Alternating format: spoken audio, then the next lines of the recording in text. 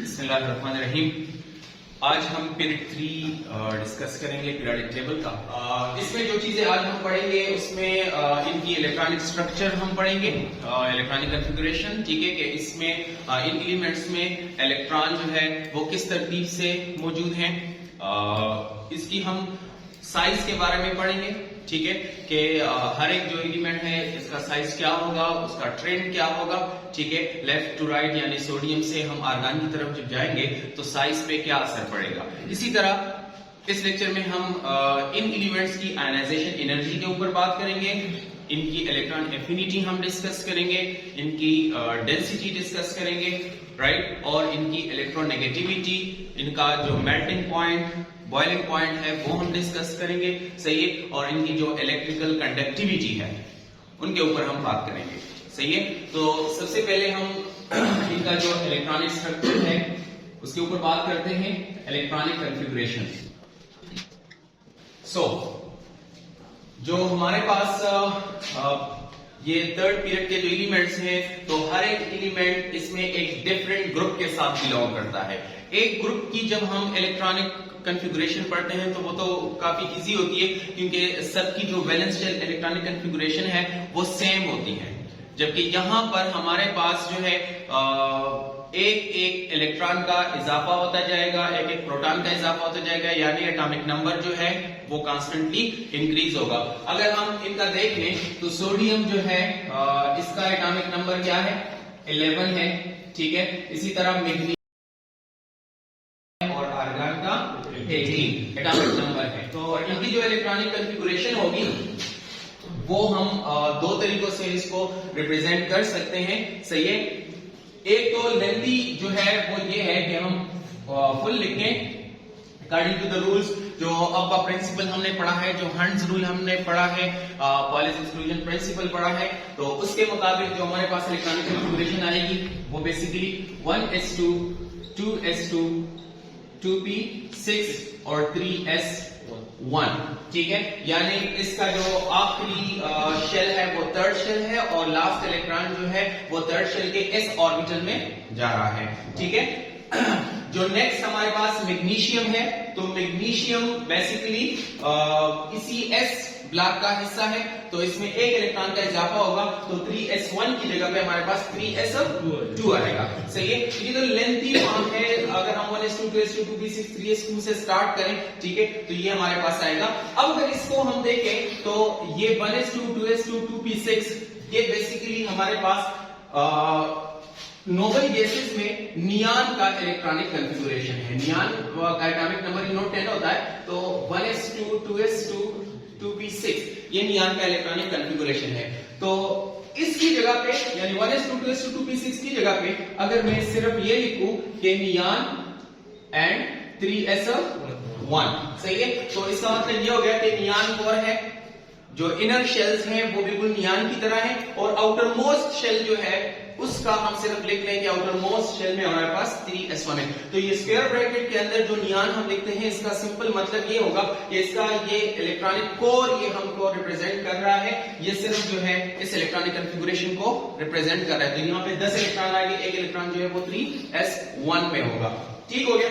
इसी तरह अगर हम मैग्नीशियम का लिखना चाहते हैं तो आप इस तरह भी लिख सकते हैं 1s2 2s2 2p6 और उसके बाद 3s में 2 इलेक्ट्रॉन आएंगे, या सिंपली आप जो है नियान जो कि 10 हो गया और 3s2 ये हमारे पास आ जाएगा, सही है। अच्छा, एल्यूमिनियम के लिए हम क्या लिख लेंगे, नियान और 4s सॉरी अब सेम उसमें हम जाएंगे, सेम पीरियड में जाएंगे, तो ये लास्ट शेल जो है वो तो थर्ड लाजमी बात है वो होगा, तो 3s2 तो होगा ही होगा, 3s2 के बाद 3p आ जाएगा, तो 3p1 हो जाएगा। इसी तरह जो सिलिकॉन है इसके लिए हम नियान देख लेंगे 3s2 और 3p2 हो जाएगा। फास्फोरस के लिए हम नियान लिख लेंगे और 3s2 के बाद हमारे पास 3p3 आ जाएगा।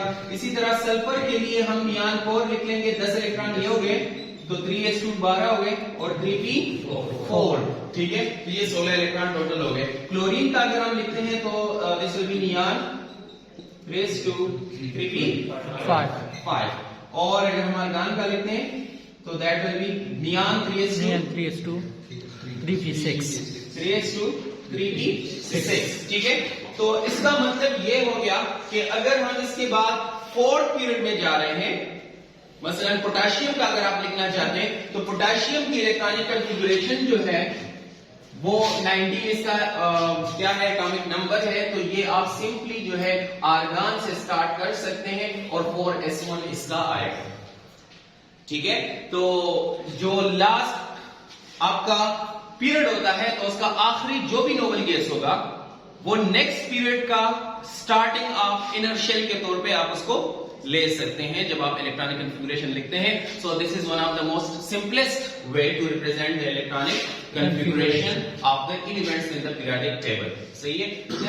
अच्छा, नेक्स्ट जो हम डिस्कस करेंगे that is the atomic radius, ठीक है। तो पीरियड 3 का जो एटॉमिक रेडियस है, इसमें हम ट्रेंड डिस्कस करेंगे जो कि पीरियड 3 में साइज पे क्या असर पड़ेगा।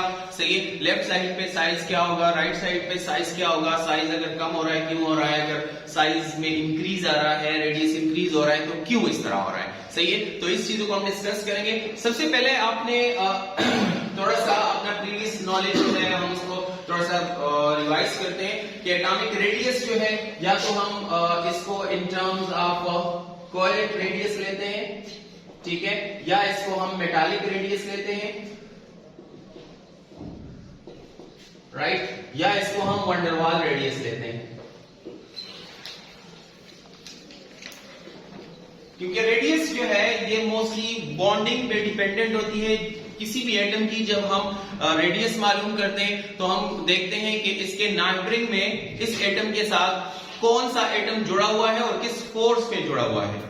जिस फोर्स पे दोनों एटम आपस में जुड़े हुए होते हैं, सही है, तो उसी फोर्स के बिना पे हम इसको नाम देते हैं कोवेलेंट रेडियस। जो है जब दो एटम्स आपस में कोवेलेंट बॉन्ड के जरिए अटैच हो, मोस्टली हम सिमिलर एटम्स को लेते हैं रेडियस के लिए, मसलन Cl2 H2O2, ठीक है। तो दो सिमिलर एटम्स, सेम एटम्स अगर एक दूसरे के साथ कोवेलेंट बॉन्ड पे अटैच हैं तो इनके दरमियान जो हाफ ऑफ द डिस्टेंस है, बात समझ में आ रही, तो हाफ ऑफ द डिस्टेंस को हम कोवेलेंट रेडियस कंसीडर करते हैं, ठीक है। तो एक एटम फॉर एग्जांपल यहां पे एक एटम है, यहां पे एक एटम है, और इसके न्यूक्लियस और इसके न्यूक्लियस के दरमियान जो फासला होगा, तो इस फासले का जो हाफ है that will be considered as a covalent radius. Metallic radius हम किस चीज को कहते हैं, तो आपको पता है कि जो मेटल होता है, तो मेटल में मोस्टली आपके पास कैटायंस होते हैं और इलेक्ट्रॉनिक सी होती है। सही है। जो ये कैटायंस हैं ये इलेक्ट्रॉनिक सी के अंदर मौजूद होते हैं, इलेक्ट्रॉनिक क्लाउड के अंदर ये मौजूद होते हैं। सही है, क्योंकि फ्री इलेक्ट्रॉन्स होते हैं। तो अब ये जो मेटालिक आपके पास एक क्रिस्टल बनता है, सही है, मेटालिक लेटिस जो बनता है आपके पास, तो दो जो कंसेक्यूटिव आपके पास कैटायंस आ रहे हैं इस मेटालिक लेटिस में, ठीक है, इसके दरमियान और इसके, तो इसके न्यूक्लियस और इसके न्यूक्लियस के दरमियान जो फासला होगा उसी हाफ डिस्टेंस को हम मेटालिक रेडियाई का नाम देंगे। इसका मतलब ये हो गया कि ये और ये एक ही चीज है, जस्ट इसमें nature of the bond different है। इसमें मेटालिक बॉन्ड है और इसमें कोवेलेंट बॉन्ड है। बात समझ में आ रही है। और वंडरवाल जो है ये हम कब लेंगे, जब हमारे पास कोई दो एटम्स वंडरवाल फोर्स के जरिए जुड़े हुए हो, तो उनके दोनों के न्यूक्लियाई के दरमियान जो हाफ ऑफ द डिस्टेंस होता है उसको हम क्या कहते हैं, वंडरवाल कहते हैं। तो आपको पता है कि जो नोबल गैसेस हैं मोस्टली, तो नोबल गैसेस मॉलिक्यूल नहीं बनाते, डाई या ट्राई या व्हाटएवर, सही है, वो मोनोएटॉमिक फॉर्म में रहते हैं। सही है। तो इस वजह से उनमें क्या मौजूद होता है, वंडरवाल रेडियाई, उसका हम लेंगे, वंडरवाल फोर्स उनपे मौजूद होता है। सही है। तो अगर दो एटम्स आपस में वंडरवाल फोर्स के जरिए जुड़े हुए हैं, तो इनके न्यूक्लियाई के दरमियान जो हाफ ऑफ द डिस्टेंस होगा that will be the van der Waals radii. सही है। इसमें आपके पास जहां पे कोवेलेंट रेडियाई होगा, मेटालिक रेडियाई होगा, तो वो शॉर्ट होगा, कम होगा। वंडरवाल रेडियाई ऑब्वियसली एक वीक बॉन्ड है, सही है, एक वीक फोर्स ऑफ अट्रैक्शन है। सही है। तो उस वजह से इसमें क्या होगा, इसमें साइज जो है वो बड़ा होगा, रेडियस जो है वो ज्यादा होगा। तो वंडरवाल रेडियस हमेशा ज्यादा होगा as compare to the covalent and metallic. जितना बॉन्ड मजबूत होगा इतना आपके पास साइज भी छोटा होगा, इस जो रेडियस है वो भी शॉर्ट होगा। क्लियर है? सही। तो अब हमने देखना है कि जो हमारे पास ये पीरियड 3 के जो एलिमेंट्स हैं इसमें कौन कौन से बॉन्ड्स जो है वो मौजूद हैं। सही है। तो सबसे पहले हमारे पास सोडियम है, तो सोडियम चूंकि मेटल है तो इसके एटम्स के दरमियान मेटालिक बॉन्ड मौजूद होगा। सही है। तो मेटालिक रेडियाई। इसी तरह मैग्नीशियम जो है ये भी मेटल है, इसी तरह एल्यूमिनियम जो है ये भी मेटल है। सही है। अब इसका जो साइज है, सोडियम का साइज बड़ा होगा, मैग्नीशियम का उससे छोटा होगा, एल्यूमिनियम का उससे छोटा होगा। सही है। तो अब अगर तीनों में आपके पास मेटालिक बॉन्ड है तो तीनों की रेडियस सेम आनी चाहिए थी, राइट? फर्क क्यों आ रहा है?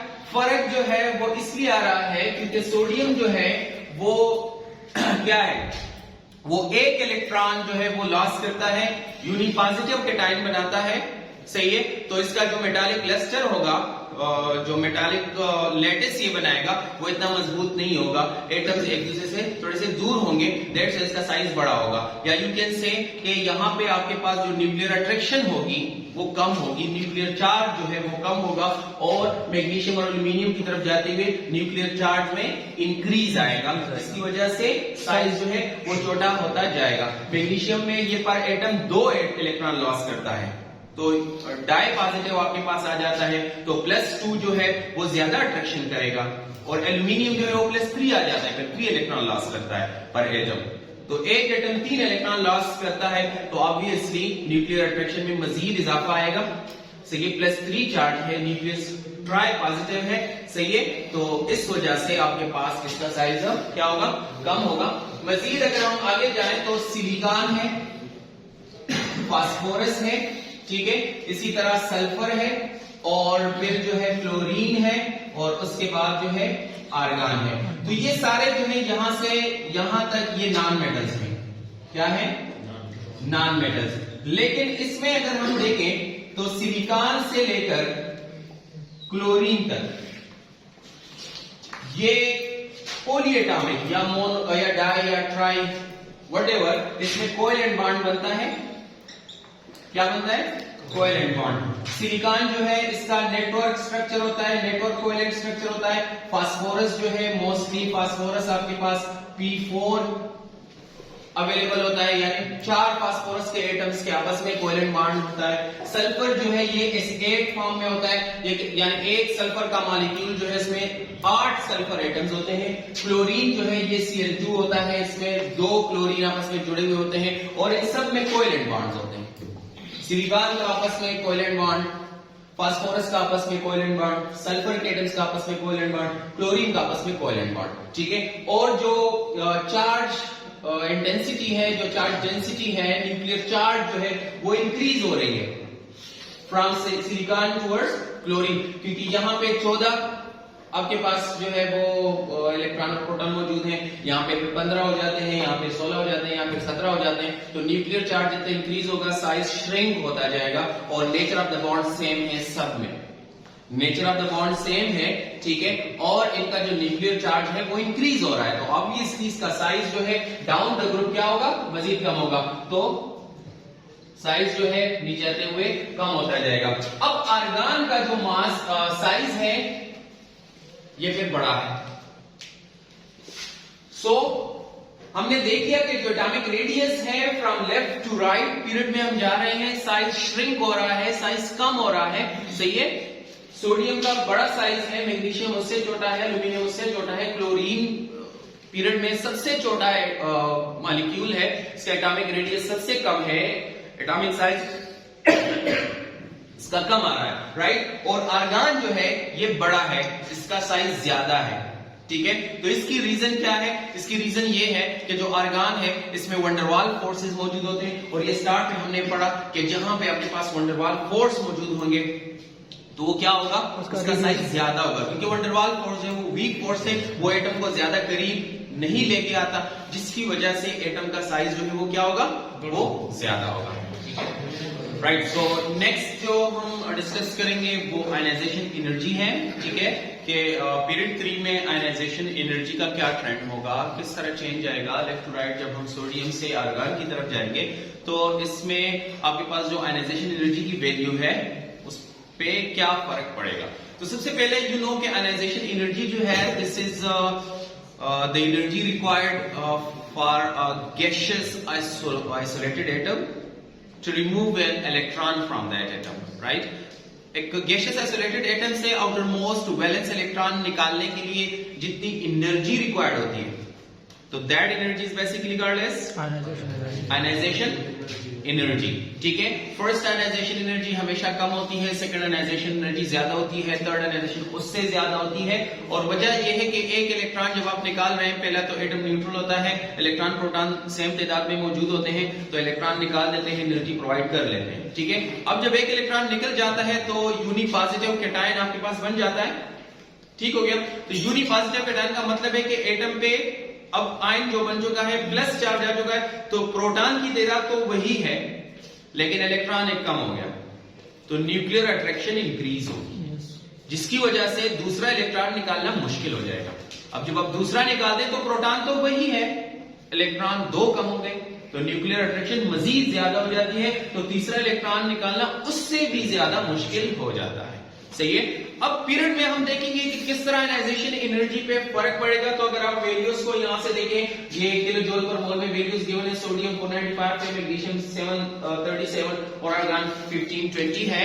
जनरल ट्रेंड जो है वो आयनाइजेशन एनर्जी का ये है कि left to right when you go the ionization energy increases, ionization energy increase होगी जब आप लेफ्ट टू राइट जाएंगे। और उसका जो रीजंस है हमारे पास, उसमें एटॉमिक साइज है। एटॉमिक साइज हमने पढ़ा कि लेफ्ट टू राइट जब हम जा रहे हैं तो क्या फर्क पड़ता है, साइज कम होता है, साइज श्रिंक होता है, तो जितना साइज कम होगा इलेक्ट्रॉन निकालना मुश्किल हो जाएगा, क्योंकि आउटर मोस्ट इलेक्ट्रॉन में न्यूक्लियस का होल्ड, न्यूक्लियस की जो अट्रैक्शन है वो ज्यादा हो जाएगी, सही है? तो साइज का इसमें एक मेजर जो है वो रोल होता है, ठीक है? अब अगर यहां पे हम देखें, सही है, इसको ग्राफिकली मैंने यहां पे लिखा हुआ है, तो जनरल ट्रेंड तो ठीक है, ये जनरली बिल्कुल सही आ रहा है। यहां से देखें आपके पास जो है वो इंक्रीज हो रहा है, लेकिन इसमें एक दो जगहों पे आपके पास एनॉमलीज मौजूद है। एक तो अगर आप मैग्नीशियम को देखें तो इसका जो बार है, जो इसका आयनाइजेशन एनर्जी है, जो वैल्यू है वो ज्यादा है फ्रॉम द एल्यूमिनियम।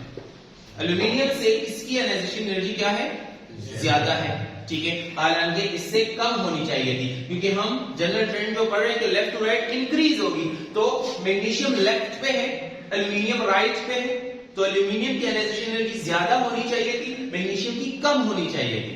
या यू कैन से कि एल्यूमिनियम की अपनी जगह ठीक है, लेकिन ये जो मैग्नीशियम है इसकी ज्यादा होनी चाहिए थी। बात समझ में आ रही है कि नहीं? ठीक है?